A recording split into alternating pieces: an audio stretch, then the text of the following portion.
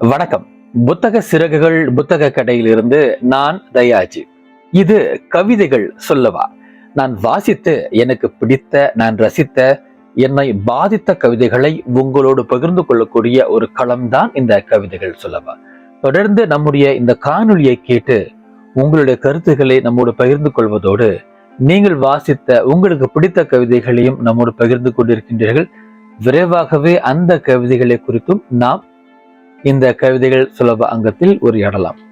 இப்போ இன்றைய கவிதைக்கு போவதற்கு முன்பாக நீங்க ஒரு கவிதையை அல்லது ஒரு கவிஞரின் கவிதையை எப்படி வாசிக்கிறீங்க? என்ன கேட்டா அதற்கு பல வழிகள் இருக்கின்றன. அவருடைய புத்தகத்துல நீங்க வாசிக்கலாம். வார மாத சஞ்சிகைகள்ல வரக்கூடிய கவிதைகள்ல இவருடைய கவிதையும் ஒன்றாக இருக்கும், அதை வாசிக்கலாம். சமூக வலைத்தளங்கள்ல வரக்கூடிய கவிதைகளை வாசிக்கலாம். இன்னும் குறிப்பாக ஒரு கவிஞருடைய முக்கியமான கவிதை வரியை பலர் அவங்களுடைய சமூக வலைதளங்கள்ல முதன்மையாக தெரியக்கூடிய வகையில வச்சுக்கிறாங்க. அப்படியாக நம்ம வச்சுக்கலாம். இதெல்லாம் போதுமா அப்படின்னு கேட்டா இல்லைங்க. ஒரு கவிஞரின் ஒரு கவிதையை நீங்கள் வாசித்து அதை உங்களுடைய சமூக வலைத்தளங்கள்ல வைக்கிறதுலாம் வேலைக்கு ஆகாது. அதுக்கப்புறம் நம்ம அதை ஒன்றும் பண்ண போறதில்லை. ஆனால் நாம் தொடர்ந்து அந்த கவிஞருடைய படைப்புகளை வாசிக்கத்தான் வேண்டும். அப்படி வாசிக்கும் பொழுதுதான் நாம அந்த கவிதைக்கு இன்னும் நெருக்கமாக நுழைய ஆரம்பிக்கிறோம். இப்ப பாத்தீங்கன்னா ஒவ்வொரு கவிஞருடைய கவிதைகள் முழு தொகுப்பாக வந்திருக்கு. இன்னும் பெரிய புத்தகமா இருக்கும். என்னுடைய வீட்டு நூலகத்திலையும் பல கவிஞர்களுடைய கவிதைகள் முழு தொகுப்பாக நான் வாங்கி வச்சிருக்கேன். ஆனா நான் எடுத்த உடனே முழு தொகுப்புகளை வாங்கல. ஆரம்பத்துல அவங்களுடைய கவிதைகளை தேடி வாசிச்சேன். அதன் பிறகு அவங்களுடைய ஒவ்வொரு புத்தகமாக நான் வாங்கி வாசிச்சு சேகரிக்க ஆரம்பிச்சேன். அதன் பிறகு பெரிய புத்தகமாக வரும்பொழுது அதையும் நான் வாங்கிக்கிட்டேன். நண்பர்கள் கேட்டாங்க, நீ ஏற்கனவே அவருடைய மற்ற புத்தகங்கள் இருக்கு, அந்த மற்ற புத்தகங்கள் இருக்கிறது தான் இந்த முழுமையான தொகுப்பிலையும் கொடுத்துருக்காங்க, அதை போய் நீ ஏன் வாங்கியிருக்குன்னு கேட்டாங்க. ஒரு வாசக மனம் இருக்கு இல்லையா, அது இந்த மாதிரி விசித்திரமான காரியங்களை ரசிச்சு செய்யும். படிக்கவே நேரம் இருக்காது, தொடர்ந்து புத்தகங்களை வாங்கிக்கிட்டே இருப்போம். ஒரே புத்தகம் வெவ்வேறு வகையான முகப்புகள்ல இருக்கும். ரெண்டு புத்தகங்களையும் வாங்கி வச்சுக்குவோம். ஒரே விஷயம் தான் இருக்கும் உங்களுக்கு, ஆனா அந்த முகப்புக்காக வாங்கி வச்சுக்குவோம். கையொப்பம் போடுவதற்காக ஒரு புதிய புத்தகத்தை வாங்கி எழுத்தாளர்கிட்ட போய் கொடுப்போம். அப்படிதான், அது புரிந்து கொள்ள முடியாது. யாராச்சும் கேட்டாங்கன்னா, இவ்வளவு புத்தகங்கள் இருக்க, நீ வாசிச்சிருக்கியான்னு கேட்டாங்கன்னா என்கிட்ட ஒரு சின்ன பதில் இருக்கு. அதை நான் நிறைய இடங்களில் சொல்லியிருக்கேன். நான் வாங்கி சேமிச்சு வச்சிருக்கிற புத்தகங்கள் நான் மட்டும் வாசிக்கிறதுக்கு அல்ல. ஒருவேளை நான் வாசிக்காமலே போனாலும் கூட என்னுடைய அடுத்த தலைமுறை வாசிக்கக்கூடிய ஒரு தலைமுறையாக வரும் அப்படின்றது எனக்கு மிகப்பெரிய நம்பிக்கை இருக்கு. அவர்களில் யாராவது ஒருவருக்கு இந்த புத்தகங்கள் போய் சேரும். ஒருவருக்கு மட்டுமல்ல, பலருக்கும் போய் சேரும். அந்த அதீத நம்பிக்கையோடு தான் தொடர்ந்து புத்தகங்களை வாங்கி கொண்டும் அதனை சேகரித்து கொண்டும் சேமித்து கொண்டும் இருக்கின்றோம். நாம என்ன பண்றோம், ஒரு கவிஞருடைய கவிதைகளை தொடர்ந்து வாசிக்காம, அந்த கவிஞருடைய புத்தகங்களை எடுத்து அதுல இருக்கக்கூடிய கவிதைகளை வாசிக்காம, அவருடைய படைப்புகளை வாசிக்காம, அவரோட புகைப்படம் எடுத்தா போதும், அதை நம்முடைய சமூக வலைத்தளங்களை பகிர்ந்துகிட்டா போதும், நம்மளையும் ஒரு ஆளா இங்க நினைச்சுக்குவாங்க, நமக்கும் இலக்கிய செயல்பாடாக அது பார்க்கப்படும் அப்படின்னு ஒரு போலி அடையாளத்தை சுமத்துட்டு இருக்காங்க. நம்பிக்கை இல்லையா? சரி, சமீபத்துல யாரெல்லாம் கவிஞர்கள் கூட படம் பிடிச்சிருக்காங்க அல்லது எழுத்தாளர்கள் கூட படம் பிடிச்சி முகப்புத்தகத்திலேயோ அல்லது தன்னுடைய சமூக வலைத்தளங்களையோ போட்டுட்டு லைக்குக்காக காத்திருக்காங்களோ, நீங்க எப்ப இந்த கேள்வி கேளுங்க. சரிப்பா, இவர் உனக்கு தெரியும்னு எனக்கு தெரியும், அவர் கூட புகைப்படம் எடுக்கிற அளவுக்கு நீங்க நெருக்கமா இருக்கீங்கன்னு தெரியும். அவருடைய கவிதைகள்ல அல்லது அவருடைய எழுத்துக்கள்ல உனக்கு எது ரொம்ப பிடிச்சது, உன்னை எது கவர்ந்தது, அவருடைய கவிதைகளின் சாரம் என்னவாக இருக்கும், அவருடைய ஏதாவது ஒரு கவிதை புத்தகத்தை எனக்கு நீங்க பரிந்துரை செய்வீங்களா அப்படி கேளுங்களேன். அது அவங்களால முடியாது.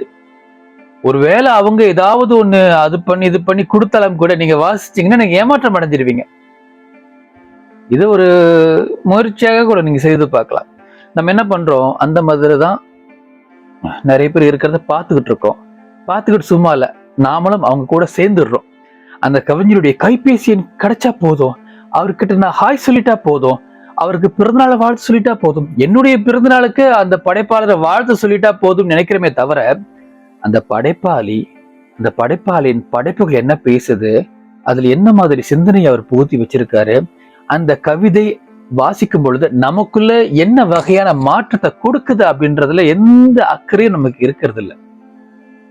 இப்படி எல்லாம் வச்சுக்கிட்டு தான் நாம வாசகர் அப்படின்னு காலரை தூக்கி விட்டுக்கிறோம்.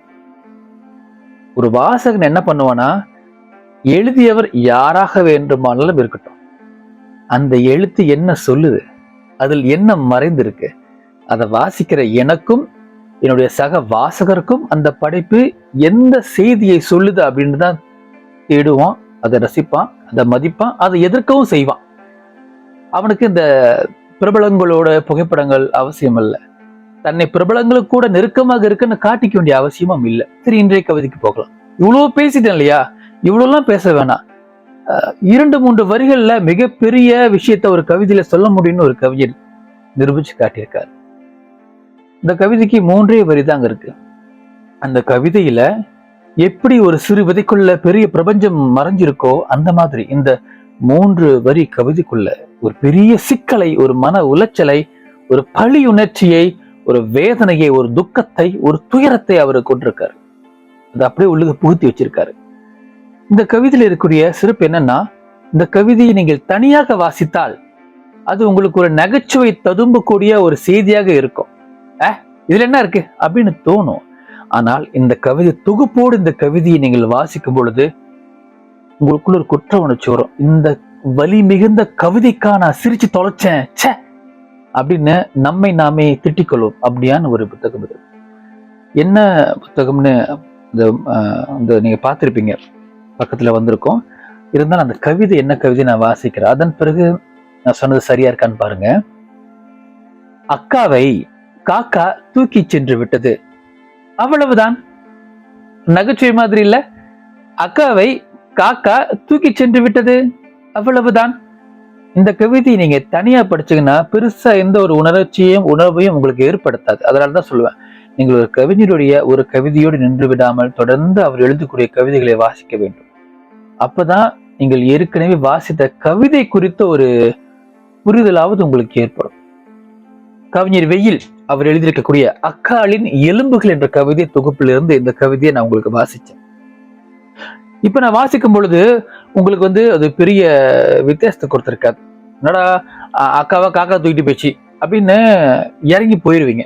ஆனா இந்த கவிதை புத்தகம் இருக்கு இல்லையா, இந்த புத்தகத்தில் இருக்கக்கூடிய மற்ற கவிதைகளோடு அந்த கவிதையை வாசிச்சீங்கன்னா அந்த கவிதை கொண்டிருக்கும் மிகப்பெரிய வலி உங்களுக்கு புரியும். இந்த காக்கா எது அப்படின்னு உங்களுக்கு தெரியும்.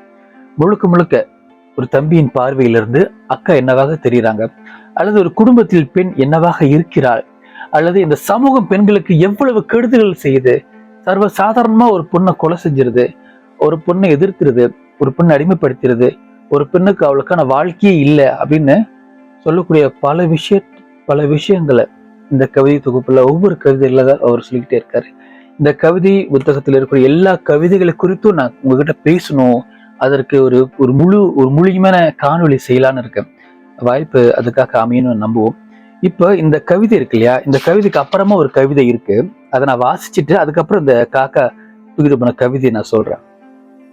ஆண் பிள்ளைதான் என்றாலும் நான் கடைக்குட்டி, கொஞ்சம் புத்தி காணாத சிறுவன் வேறு, எனவே மிகச் சுலபமான வேலையைத்தான் கொடுத்தார்கள். கருவேல மரத்தூரில் கிடக்கும் அக்காவின் வெட்டுண்ட தலையின் கண்களை மூடும் வேலை. ஆனாலும் அவர்களுக்கு ஆச்சரியம், எப்படி எப்படி என்று மிரண்டார்கள். கண்களை ஒரு முறை இமைக்கச் சொன்னேன், அவள் கேட்டுக்கொண்டாள் அப்படின்னு இந்த கவிதை முடிக்கிறார். இந்த கவிதை முழுக்க அப்படிதான் இருக்கும். தன்னுடைய அக்கா என்னவாக இருந்தா, இந்த சமூகம் அக்காவுக்கு என்ன பண்ணுச்சு, இந்த பெண்கள் என்னென்ன சிக்கல் எதிர்நோக்குறாங்க அப்படின்னு இந்த கவிதை முழுக்க இருக்கு. இது ஒரு தம்பியின் பார்வையிலிருந்து அக்காவை பார்க்கறதாக இருக்கலாம், சகோதரன் தன்னுடைய தங்கையை பார்க்கறதாக இருக்கலாம், தன்னுடைய மகளை பார்க்கறதாக இருக்கலாம், இந்த சமூகத்தில் பெண்கள் எப்படி இருக்காங்கன்னு சொல்லக்கூடிய கவிதையாக கூட அதை பார்க்கலாம். இப்ப அந்த காக்கா கவிதையை பத்தி நான் பேசுறேன். அக்காவை காக்கா தூக்கி சென்று விட்டது, அவ்வளவுதான். இந்த அக்காவை தூக்கி சென்ற காக்கா இது ஆணவ கொலையா, சமூக சீர்கேடுகளா, பாலியல் கொடுமையா, அக்காவின் தற்கொலையா, அவளுடைய துர்மரணமா, அல்லது அவளுடைய கொடுமையா, அவளுடைய இயலாமையா, அப்படி என்னன்னு எல்லாவற்றையும் இந்த காக்காவை பத்தி நீங்க யோசிப்பீங்க. இந்த காக்கா தான் உங்களை யோசிக்க வைக்க போகுது. கவிஞர் வெயிலின் அக்காளின் எலும்புகள் கவிதை தொகுப்பிலிருந்து 2 கவிதையை இன்று நாம் பார்த்தோம். மீண்டும் அடுத்த கவிதைகள் சொல்லுவாங்கத்தில் நாம் சந்திக்கலாம். விடைபெறுகின்றேன். புத்தக சிறகுகள் புத்தக கடையிலிருந்து தயாஜி. நன்றி, வணக்கம்.